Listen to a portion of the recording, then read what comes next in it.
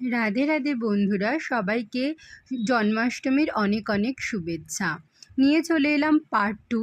তো এই তোরণটা আমি বানিয়ে নিয়েছিলাম আম পাতা আর ফুল দিয়ে, তারপরে সুন্দর করে দেখো আটকে দিয়েছি গেটে। এটা আমাদের ঘরের সেকেন্ড গেটেও একটু ডেকোরেশন করে নিয়েছিলাম। আর এই ঘরটা বানিয়েছি আমি শুনুর মাখন রাখার জন্য, আর এটা বানিয়েছি শুনুর বসার জন্য। এরপরে কিন্তু শুনুদের সাজিয়ে দিয়েছিলাম। চলে এসছে পুচকি, শুনু, আর এসছে সোমাদের দুটো পুচকু। তো সবাইকেই দেখো সাজিয়ে গুছিয়ে নিয়েছি, রাধাকৃষ্ণকেও সাজিয়ে গুছিয়ে দিয়েছি। হরে হরে হরে রাম